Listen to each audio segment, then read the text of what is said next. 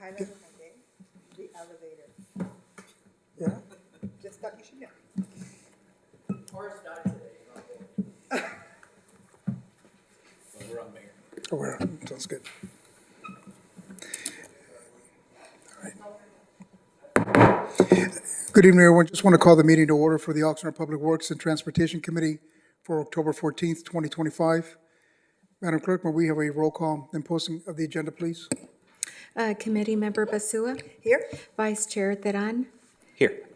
Chair MacArthur. Here. The agenda for this meeting was posted in the kiosk at City Hall, the Oxnard Public Library, the City Administrative Offices, and on the city's website on Tuesday, October 7th. Thank you.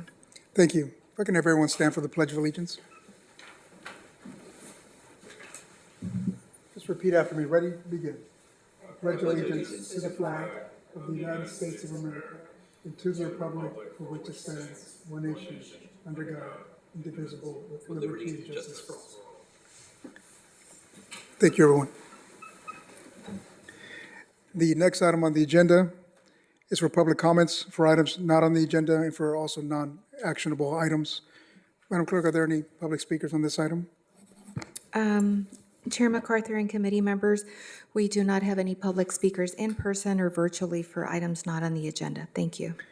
Thank you. Given there are no public speakers, the next item on the agenda is the approval for the consent agenda. The only item is the approval of the minutes of the September 23rd and 2025 Public Works Transportation Committee meeting. Any members have any questions or comments on this item? No questions or comments. I would move that we accept the minutes as presented. I will second. Thank you. Madam Clerk, anyone wishing to speak on the information consent agenda? And Chair MacArthur and committee members, we do not have any public speakers in person or virtually for the information and consent agenda. Vice you. Chair Teran. Yes. Committee Member Basua. Yes. Chair MacArthur. Yes. And this motion carries 3-0. Thank you. Thank you. We'll move to item D1 from Public Works. Subject entails the City of Oxnard Water Division 2022 through 2024 Public Health Goals Report. The recommended action is that the Public Works and Transportation Committee recommend that the City Council receive and file the 2022 through 2024 Public Health Goals Report.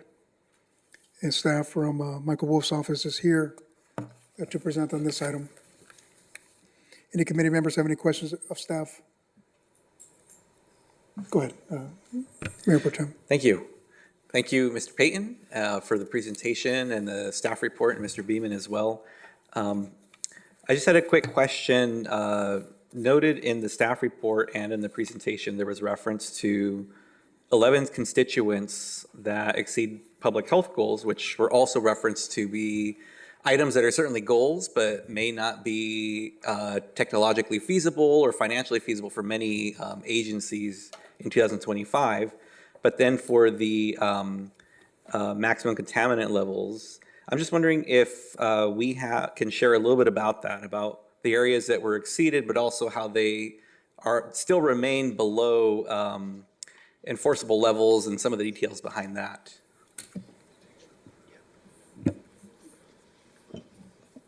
Good evening, committee chair, committee members. Tim Beeman, Assistant Director of Public Works. So with these public health goals, these constituents can be naturally occurring in water. They can be from groundwater. They can be from one of our other sources that we purchase water from. Now, the public health goals, as you said, are not enforceable. This is something that we have to report. So any municipality with over 10,000 connections has to do the reporting. So some of our smaller neighbors don't have to go through this process. Now, these are very low levels that we are finding, and per the overall constituents, we did not exceed anything, so we are below on all of them. And while there could be treatment processes that could handle these, as you said, that in most cases it's financial that makes it not feasible. So if you go through the report, you'll see a lot of possible solutions, and oftentimes it mentions reverse osmosis. So if you're looking at the 20 million gallons a day that 21 million gallons a day that we produce, that's a lot of money that you're putting through a reverse osmosis plant. You also have to take a little haircut off of that because you do lose some of that water through the process. Sure, thank you. And I'm wondering, is just to kind of wrap up to that thought process, that line of questioning, can you share what are some of the things we've put in place over time to get our levels to where they are now? There's certainly testing, but also I'm guessing the AWPF plays into part of that for some of the recipients of water, but maybe you can edify that a little bit. So it's the AWPF is this recycled water system, so it's not held to these standards that we have to report on. Now, yes, it's true, some things make it through the wastewater treatment plant and back through the AWPF. So those are things that we mark, but that's done through a separate process than this. In terms of monitoring our levels, we do take bi-weekly grab. Actually, you know, I should let Chris take this with the sampling because he knows it much better than I do. Thank you, committee chair and committee members. My name is Chris Payton. I'm the water division manager. So we take samples on a weekly basis, on a monthly basis. There's annual testing, there's triennial testing. So we're continually monitoring, as well as monitoring on a continuous basis with online analyzers at our stations, at our treatment plants. Those tests directly relate to more of the MCL standards that are set by the State Water Resource Control Board, which we are under all of those. These particular ones are ones that are not, they're not set as standards. And some of the, just to touch on what Tim was saying, that some of those treatments to get rid of some of those constituents actually could affect, I should say, some other constituents. So that's also something you look into it, not just the feasibility, but also the effect on other constituents as well. But we're continually monitoring and reporting to the state monthly on all of that. Thank you. I think Mr. Wolf has something there. Well, maybe, Chris, can you just touch on our consumer confidence report and how we deal with that versus what we're talking about tonight as well? Yes, so the consumer confidence report outlines more of the MCLs, the maximum contaminant levels, which are actual standards that are set by the state. Those are ones that do have action levels.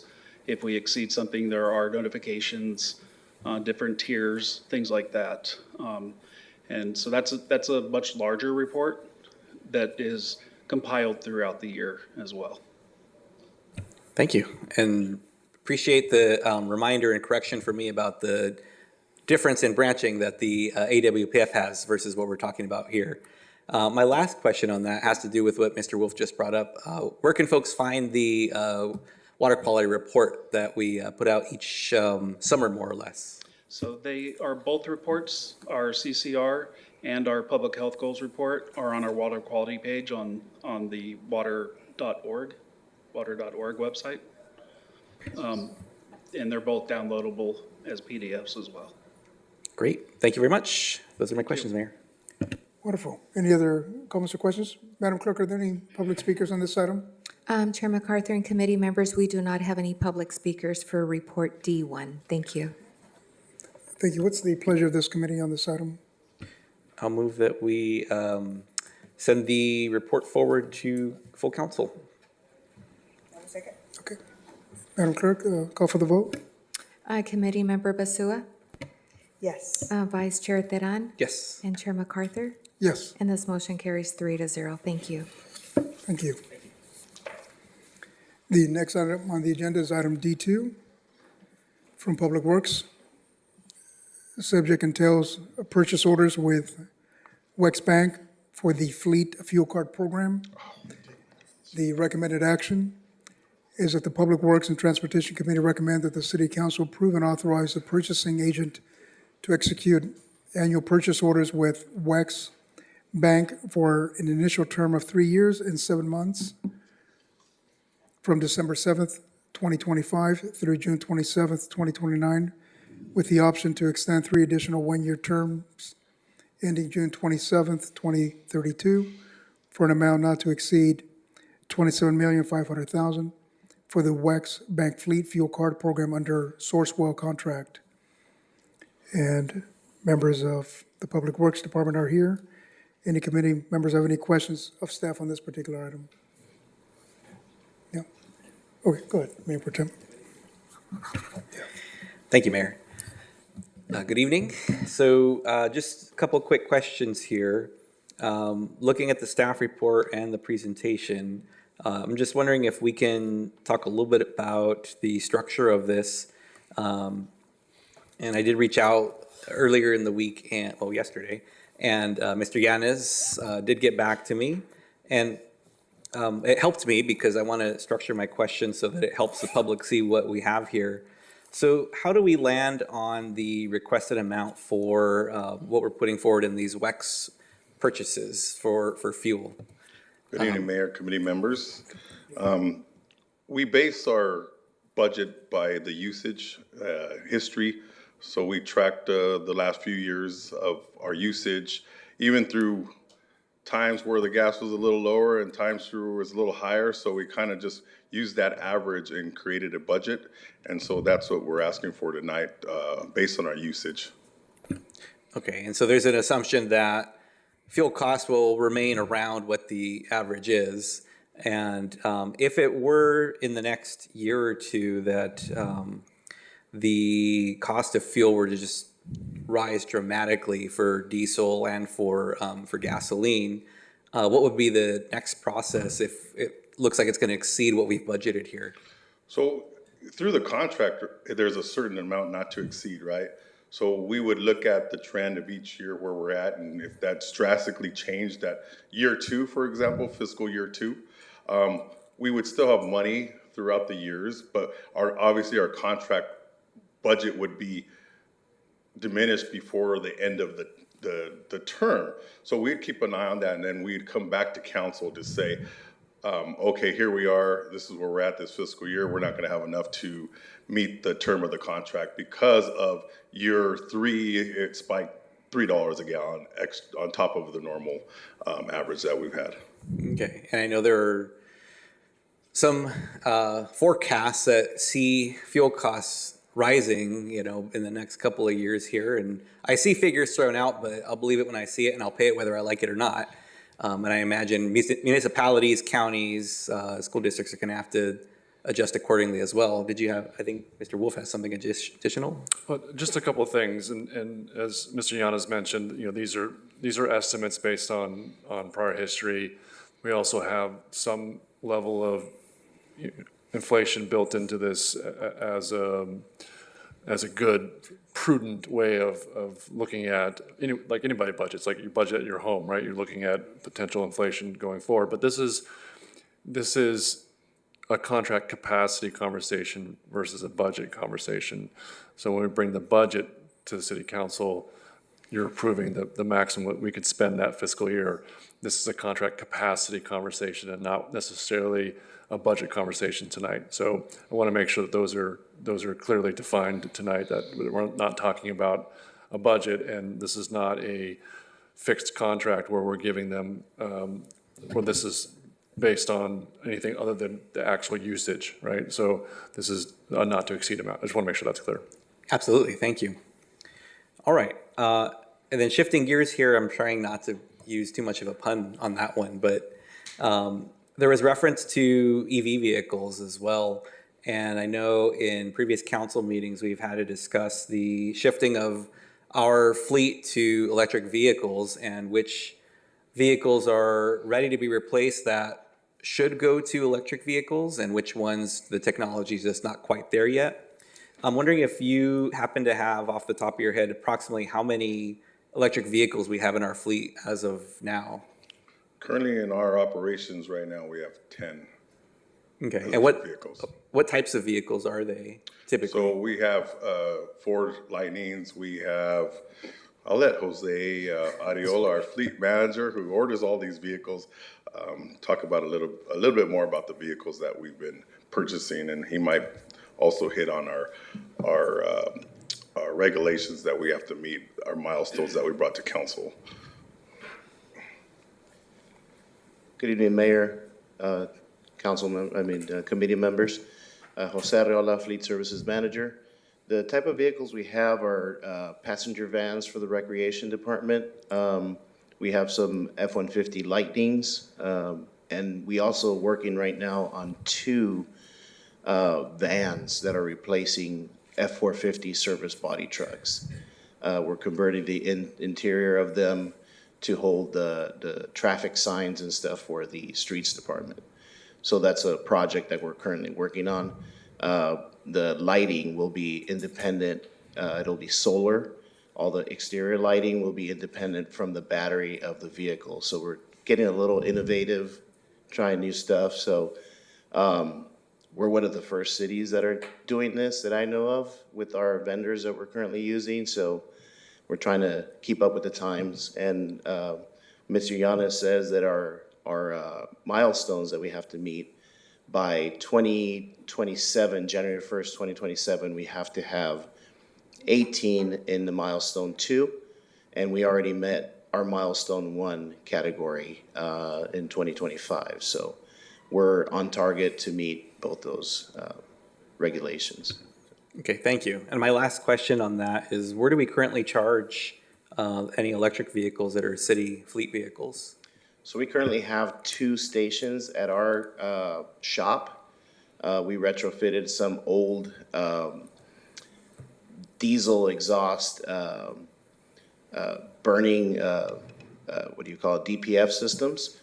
We removed those. We're no longer using those, and we put chargers in those. So we have 2 of those. We're working on 4 other chargers, 2 at the PAL and 2 at the building 4 at the city yard too. So we're also working on some sort of partnership with the SCE to bring a big project for additional chargers.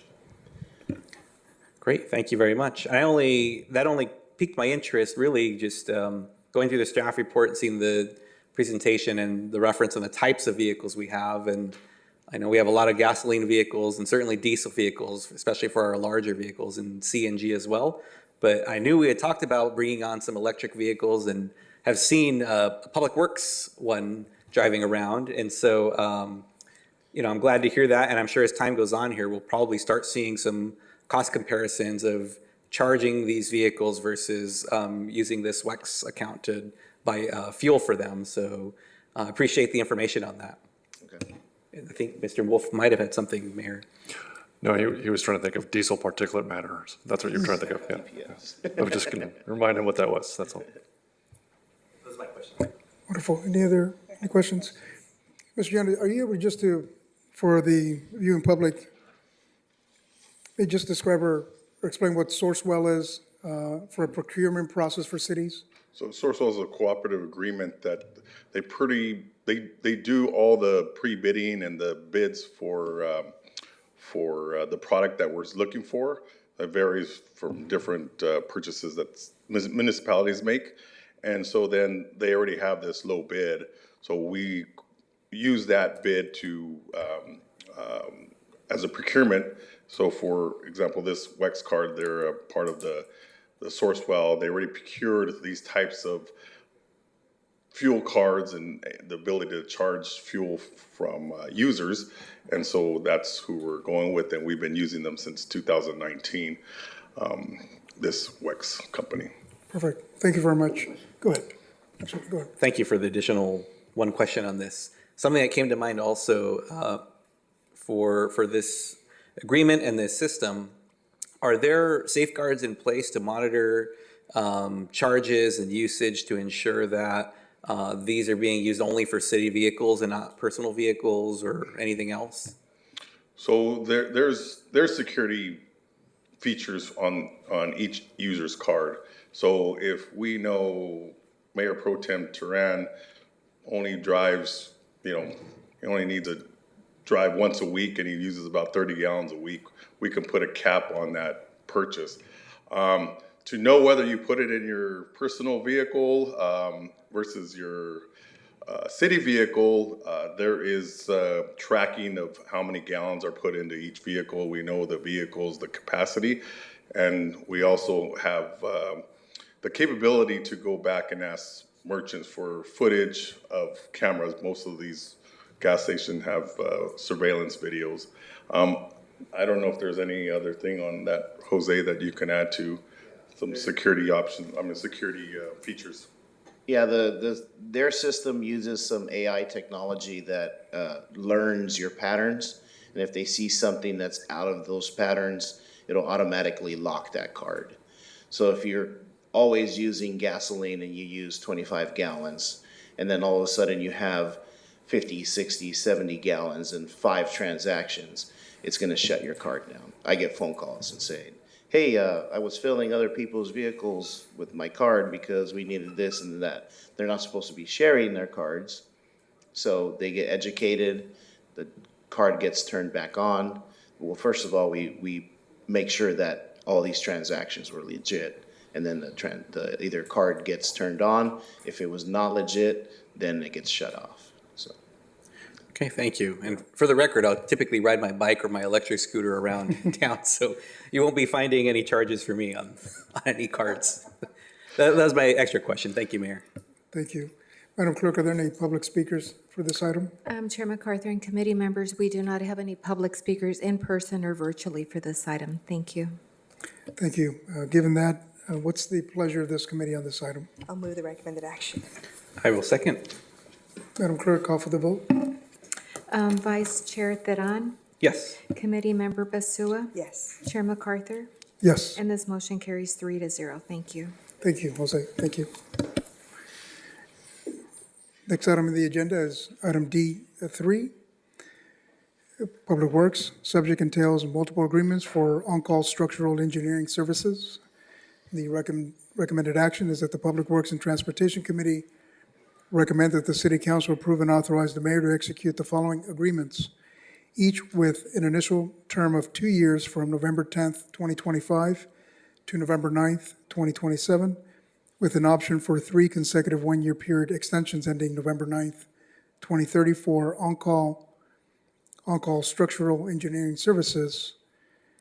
The first agreement is with IDS Group for a total amount not to exceed $1 million.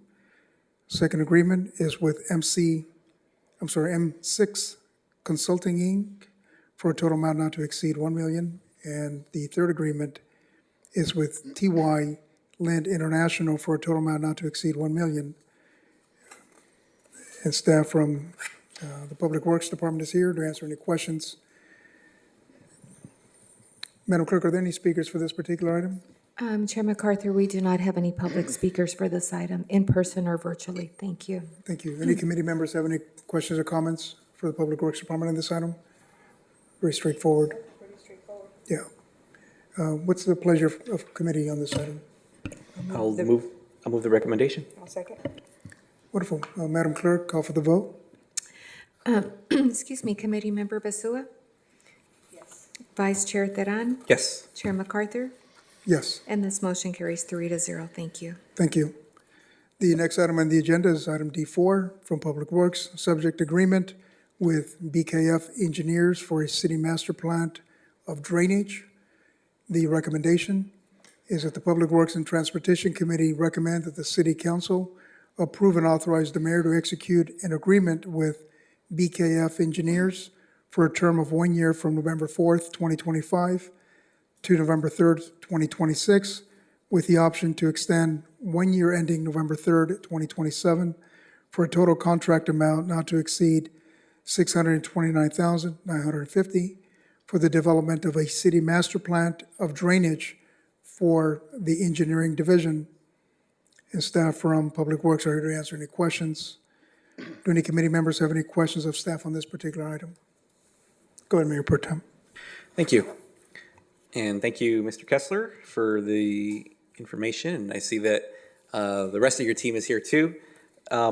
You picked a great day for this to come to committee, I think. Would you mind just sharing a little bit about the master plan of drainage and what that is? I actually will admit I was unaware of its existence until this item came before us. So I feel like I learned a lot just from the staff report, the presentation. But if you could share a little bit about it, just for some context. Yeah, certainly. Good evening, Chair and committee members, Morgan Kessler, city engineer. So, like, you're probably aware that the city has several master plans, we call them. One that comes to mind right off the bat is the bicycle and pedestrian master plan. And it takes kind of a citywide view of, in this case, the Oxnard's storm drainage system. And, you know, essentially how stormwater, rainwater like today is captured or been carried away and taken away to the low point, which, you know, in our case is the ocean. This study will take a deep dive and look at the city's various systems, whether they're the culverts or the drain inlets where the water is captured, or the main storm drain lines that carry the water to the open drainage channels throughout the city. Takes a very granular look. It'll identify where the, you know, perhaps weak points are in the city's drainage system, where future work is needed. It also maps out in its entirety the existing storm drain system, and it also includes a hydrologic study of the way stormwater behaves in the city. You know, where the sort of basins are, where water's captured and collected, where that water ultimately drains to, and how much water is included in each one of those points, and ultimately how to get that water away from where it could do harm, where it could flood out properties or impede travel, and carry that water away to the ocean. This is also a planning document for future storm drain projects. You know, for instance, we have the 2003 storm drain master plan. That's the last time a storm drain plan was done here.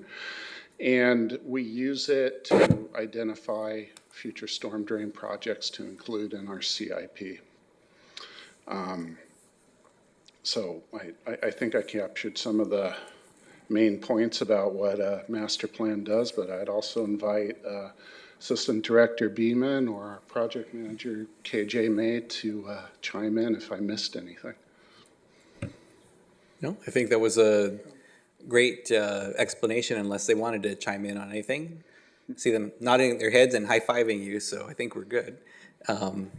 Is there anything additional, Mr. Wolf?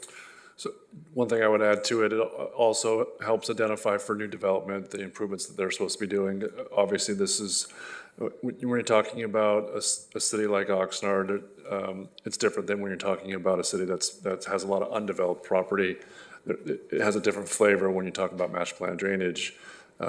Cities that are undeveloped have a very unique and specific master plan drainage for new development, where we're talking about infill developments or some areas where there's maybe some new development, but as Mr. Kessler mentioned, the flavor of what we'll have is existing conditions, things like that. So, but this will also be used for taking a look at new development impacts for new development in terms of their storm drain, and then eventually this turns into development impact fee analysis process as well. Thank you. And that was along the lines of my next question on that. Was I'd imagine it takes into account current amount of permeable surface that exists on yards and vacant lots and parks and things like that. But then we have in 2025, the Teal Club development is a large field right now, but in the next 5 years or so, it will be developed and there will be less permeable surface and more hardscaping and for streets and things, but that drainage would be taken into account. That's just one example. So I see head nods yes on that. My last question on this, I note that the last one, and you mentioned it too, Mr. Kessler, was 2003 approximately how far typically would they look into the future as a master plan, if there's kind of an industry standard on that? So typically, I'll answer that. Typically, we would give them the general plan. So for land use purposes, because that's part of the analysis they should be looking at.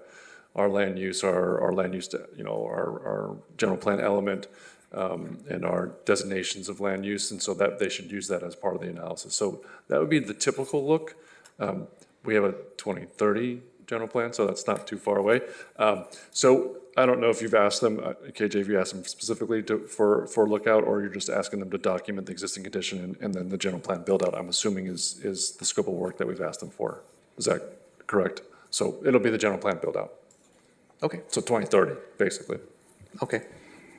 Okay, And you bring up a good point that, the last time this was done was 2003. Here we are 22 years later, looking at doing another one. And there's been many changes in drainage patterns, and there's been new developments and things like that since the last time this study was done. So it's important to update them periodically. yeah, thank you very much. I was looking at that, I was like, oh, I was 20 years old when they did the last one, so. All right, those are my questions, Mayor. Thank you all for your help on that. Thank you. Councilwoman, any questions? No? Madam Clerk, any comments from the public on this item? Chair MacArthur and committee members, we do not have any public speakers in person or virtually for this item. Thank you. Thank you. Committee member, what's the pleasure for this item? I'll move the recommended action. Call for the vote? Vice Chair Theran, Yes. Committee Member Basua, Yes. Chair MacArthur, Yes. and this motion carries 3-0. Thank you. Thank you. The next item on the agenda is item D5, agreement with Synagro WWT Inc. for digester cleaning services. The recommended actions of the Public Works and Transportation Committee recommend that the City Council approve and authorize the mayor to execute an agreement with Synagro WWT Inc. in the amount of $1,185,910 for digester cleaning services with a one-year term from November 4th, 2025 to November 3rd, 2026. And staff from the Public Works Department is here to answer any questions. Do any committee members have any questions of staff on this particular item? Madam Clerk, are there any public comment on this item? And Chair MacArthur and committee members, we do not have any public speakers in person or virtually for this item. Thank you. Thank you. There are no questions or speakers. What's the pleasure of this committee on this item? I'll move the recommended action. Call for the vote?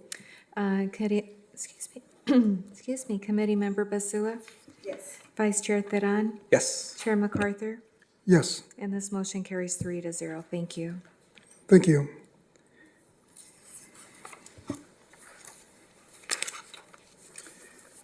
That was the last item, correct? Yeah. If there are no further business on the agenda, well, we're adjourned. Go ahead, Mayor Pro Tem. There was actually something I was hoping to ask for a future agenda item. Okay. There's been some items in the news as of late, and something I've been paying attention to and speaking with our sergeant over the traffic division about, and that's regarding safety for e-scooters and e-bicycles. And I'm hoping that we can maybe get a report to this committee about what other cities are doing to regulate that a little bit better, and maybe initiate a discussion for us as a city and what we can do to be proactive about it. Okay. Got it. Thank you. Thank you. Got a thumbs up from Director Wolf. Okay, if there's no further business on the agenda, we're adjourned. Thank you, everyone.